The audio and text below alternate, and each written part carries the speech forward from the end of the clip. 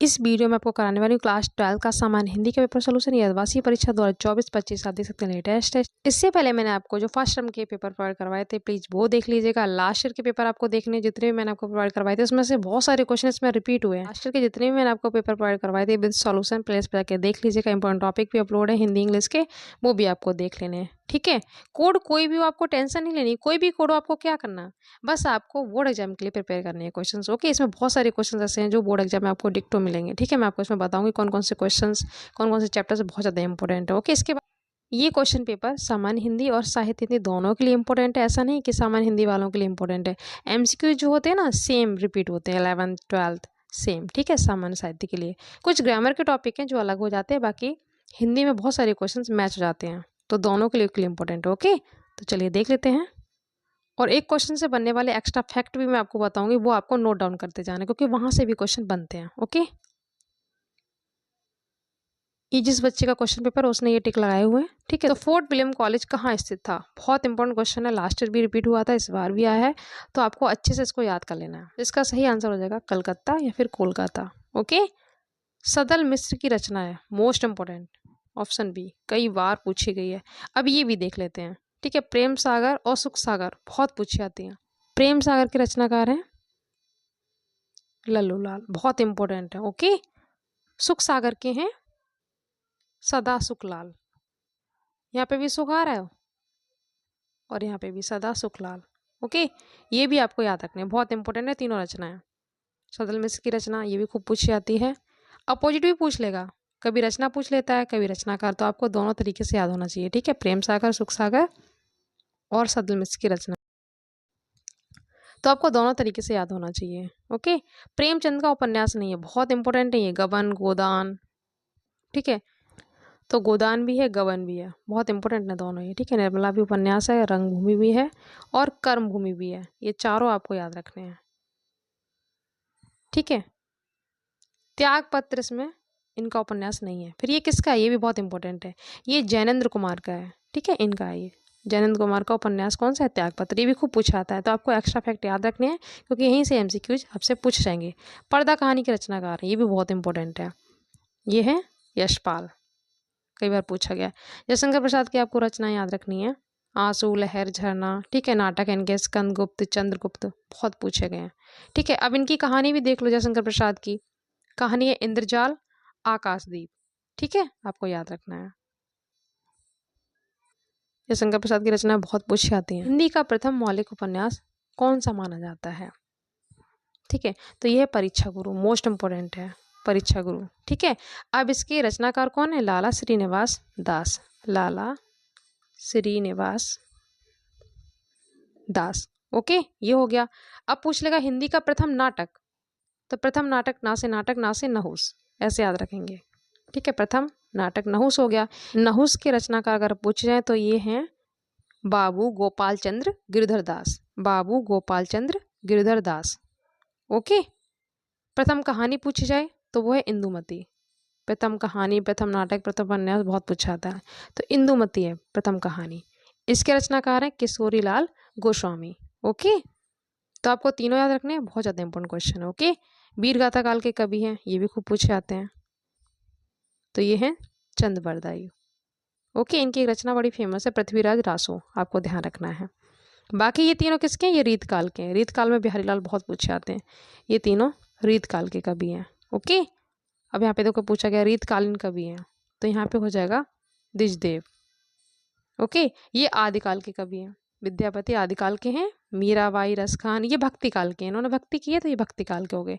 तुलसीदास भी भक्ति काल के हैं। ओके, तो आपको एक्स्ट्रा फैक्ट अच्छे से याद रखने हैं। बिहारी सतसई किसकी रचना है, बिहारी लाल जी की है। ठीक है, और इसकी भाषा जो है वो ब्रज भाषा है, ध्यान रखना। 6 वेद की विशेषता बहुत पूछी आती है, तो सौंदर्य और प्रेम। तो ये हो गया एमसीक्यूज। ओके,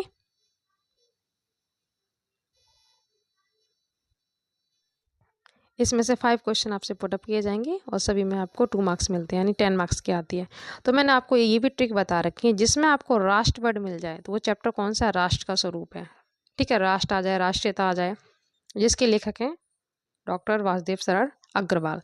तो इसका संदर्भ आप कैसे लिखेंगे, प्रस्तुत गद्यांश हमारी पाठ्य पुस्तक गद्य खंड के अंतर्गत वासुदेव शरण अग्रवाल द्वारा रचित राष्ट्र का स्वरूप नामक पाठ से लिया गया है। ऐसे आप लिख दीजिएगा। रेखांकित अंश की व्याख्या बहुत सिंपल होती है, जो अंडरलाइन दी होती है ना, बस उसी को अपनी भाषा में लिखना होता है।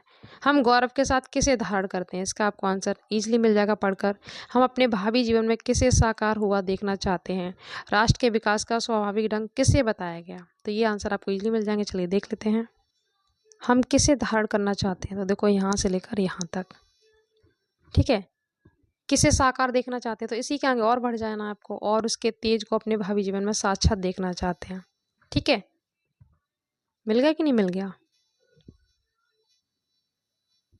राष्ट्र के विकास का स्वाभाविक ढंग किसे बताया गया है, तो इसका भी आंसर देखो यही है। यहाँ तक हो गया, इसका भी देखो यही है। यहाँ तक देखो ये हो गया, इसके बाद बोल दिया गया यही राष्ट्र संवर्धन का स्वाभाविक प्रकार है। रेखांकित में ये हो गया। ये पैसेज भी बहुत ज़्यादा इंपॉर्टेंट है। पाठ का शीर्षक, लेखक का नाम। शीर्षक यहाँ पे अशोक के फूल, ठीक है। इसकी भी मैंने आपको ट्रिक बता रखी है। इसमें देखो अशोक आ जाए, अशोक के फूल आ जाए, कालिदास आ जाए, रविंद्रनाथ आ जाए, ये वर्ड अगर कहीं भी आपको मिल जाए तो वो चैप्टर कौन सा है, अशोक के फूल, ठीक है। और इसके लेखक कौन है, आचार्य हजारी प्रसाद द्विवेदी, ठीक है। आचार्य हजारी प्रसाद द्विवेदी, ये हो गया। या तो वो संदर्भ पूछता है या फिर शीर्षक और लेखक का नाम पूछ लेगा, तो जैसे भी पूछे आंसर एक ही होता है, ठीक है। तो रेखांकित अंश की व्याख्या जो ये अंडरलाइन है, इसी को आपको अपनी भाषा में लिखना होता है। अगर आपको कुछ भी ना आए तो लेखक कहना चाहता है कि पूरा आपको यही लिख देना है, ठीक है, आपको मार्क्स मिल जाएंगे। रविंद्रनाथ ने किसे महामानव समुद्र कहा है, तो स्टार्टिंग में देखो है भारतवर्ष को कहा है ना। इजिली आपको आंसर मिल जाएंगे, कोई भी पैसेज आ जाए, बस आपको पाठ का नाम और शीर्षक नाम पता होना चाहिए। वर्ष के निर्माण में किन किन का सहयोग रहा है, तो देखो असुर, आर्य, शक, हूड़, नाग, यक्ष, गंधर्व, ठीक है, इन सभी का इसमें सहयोग रहा है, लिख देना। आर्य, शक, हूड़ कहाँ आए, तो भाई भारतवर्ष में आए, ठीक है। तो ऐसे आपको इजिली आंसर मिल जाएंगे, रीड करके आपको दे देना है। ऐसे इंग्लिश में पैसेज पूछा जाता है। इसके बाद आपको कल इंग्लिश का भी मिल जाएगा, देख लीजिएगा, ठीक है। संदर्भ लिखिए, इसमें अहिंसा आ जाए, बापू की बातें आ जाए, तो ये चैप्टर कौन सा है, बापू के प्रति, क्या है इसका नाम, बापू के प्रति। और इसके जो कवि हैं वो हैं सुमित्रा नंदन पंत, ओके। रेखांकित अंश की व्याख्या देखो, सुख से लेकर यहाँ तक, मनुज तक, ये भी आपको बता दूंगी। इस दुनिया में सब लोग क्या खोजने आते हैं, बापू ने पशुता के पंकज को क्या बना दिया है, इस स्पर्धा अहिंसा का अर्थ पूछा गया, तो अहिंसा का अर्थ होता है हिंसा ना करना, क्या होता है, हिंसा ना करना। इस स्पर्धा का होता है प्रतियोगिता, ओके। बाकी देख लेते हैं। देखो क्वेश्चन ऐसे ही आपसे पूछ रहा है, संदर्भ पूछेगा तो आप ऐसे लिखेंगे, यहाँ पे आप लिख देंगे लिया गया है, ठीक है, इसकी जगह लिया गया है।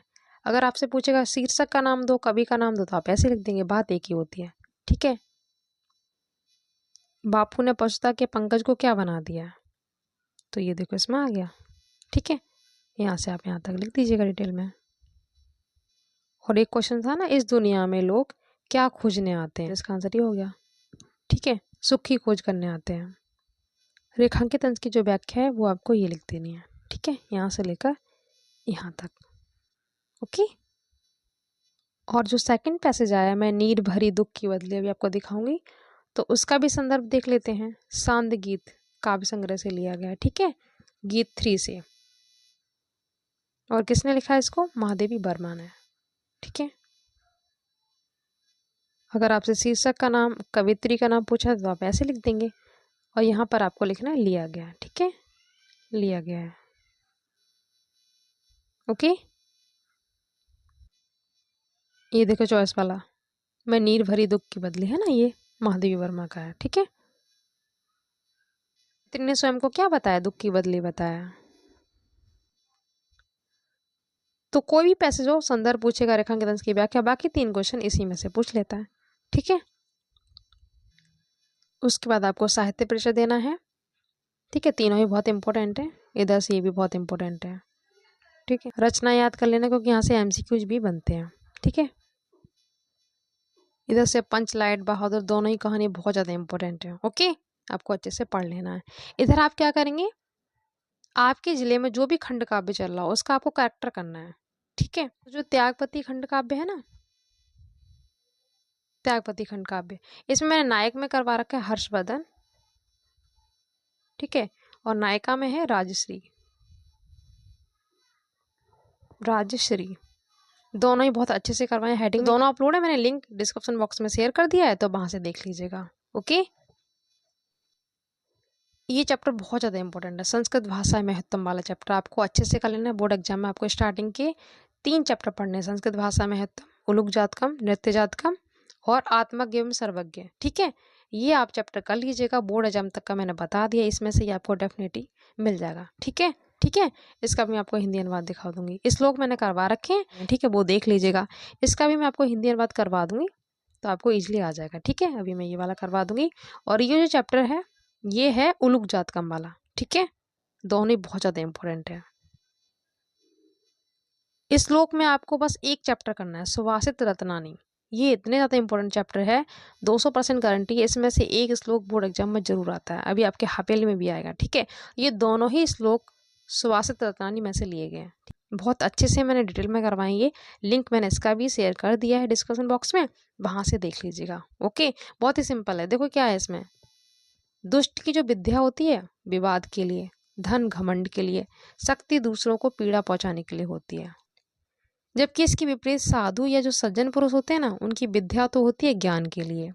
ठीक है, और जो धन होता है वो होता है दान के लिए, और शक्ति होती है दूसरों की रक्षा करने के लिए। बहुत सिंपल है।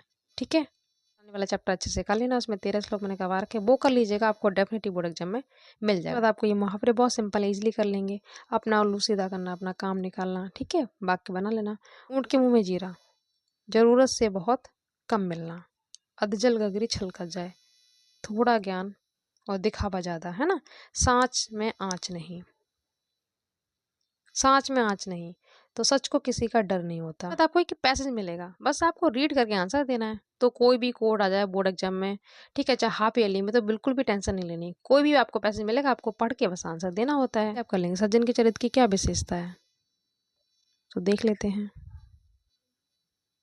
तो ये दे रखा है, ठीक है, पैसेज में, कोई भी बुराई ना होने पर मनुष्य किस श्रेणी में आता है, देवता की श्रेणी में, ये भी पैसेज में लिखा हुआ है। आत्मा की उन्नति का सर्वश्रेष्ठ मार्ग क्या है, आत्मनिरीक्षण, ये भी लिखा हुआ है, भी आपको मैं दिखा दूंगी। सबसे बड़ा कायर कौन है, जो युद्ध से भाग जाता है। मन को किसके समान बताया गया इस पैसेज में, तो मन को दर्पण के समान बताया गया, देख लेते हैं। ठीक है, तो मन को दर्पण के समान बताया गया, इसमें देवता देखो, आत्मनिरीक्षण, ठीक है, मन तो दर्पण है, मिल गया ना सारे आंसर। अन्न और अन्य कई बार पूछा गया, तो अन्न का मतलब होता है अनाज, और अन्य का मतलब है दूसरा, तो ये सही हो जाएगा। तरड़ी और तरुणी, तरड़ी का मतलब होता है नौका, और तरुणी का होता है युवती या नवयुवती। ठीक है, अगर यहीं पे तरड़ी में छोटी की मात्रा लगा दी जाए तो वो सूर्य बन जाता है। ठीक है, ध्यान रखना।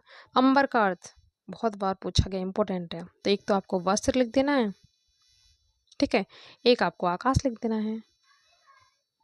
कपि का हो जाएगा मरकट और बंदर। ठीक है, तो एक शब्द के 2 अर्थ इसमें पूछेंगे, मैंने आपको 2 बता दिए हैं। ये सारे एग्जाम में पूछे हुए हैं। जानने की इच्छा रखने वाला, जिज्ञासु, जिसके अंदर क्यूरियोसिटी होती है। किए गए उपकार को ना मानने वाला, तो कृतज्ञ होता है, जो मानता है उसे कृतज्ञ कहते हैं। दोनों ही आपको ध्यान रखने हैं। ठीक है, अब इसमें आपको 2 वाक्य शुद्ध करके लिखने हैं। संतोष का फल मीठा होता है, तो आप इसमें लिखेंगे संतोष का फल सदैव मीठा होता है, प्रिया को क्षमा मांगनी चाहिए। घोर की जगह यहाँ पर आएगा घनिष्ठ, घोर की जगह यहाँ पर क्या आएगा, घनिष्ठ। ठीक है, तो ये कर लीजिएगा। ग्रामर मैंने बहुत अच्छे से आपको इजी लैंग्वेज में करवाई है, एग्जाम्पल बहुत सिंपल लिए मैंने, देख लीजिएगा। ग्रामर का भी मैंने लिंक डिस्क्रिप्शन बॉक्स में शेयर कर दिया, एक ही वीडियो में आपको ये सारे रस अलंकार छंद मिल जाएंगे। एग्जाम्पल बहुत इजी लिए मैंने, तो प्लीज़ कर लीजिएगा। ठीक है, तो मैंने सभी के लिंक शेयर कर दिए हैं, तो प्लीज़ आप जाके देख लीजिएगा। उसके बाद पत्र तो आप लिख ही लेंगे, सिंपल आता है, एक आपको ऐसे कर लेना है। ठीक है, ये संस्कृत अनुवाद आपको लिखना है, इसका नामक पाठ से यहाँ पे लिखेंगे आप, लिया गया है। ठीक है, संदर्भ बहुत सिंपल होते हैं, बस आपको चैप्टर पहचानना होता है। ये संदर्भ हो गया, और व्याख्या आप लिख देंगे इसकी। ये चैप्टर बहुत इंपॉर्टेंट है, ओके, आपको अच्छे से कर लेना है। ये वाला उलूक जातकम, नृत्य जातकम, आत्मज्ञ सर्वज्ञ, ठीक है, ये आपको कर लेना है। तो मैंने आपको कंप्लीट सोल्यूशन करवा दिया है, कोई भी डाउट हो तो पूछ लीजिएगा। इसके बाद आपको इंग्लिश का मिलेगा, तो कर लीजिएगा। Thank you so much.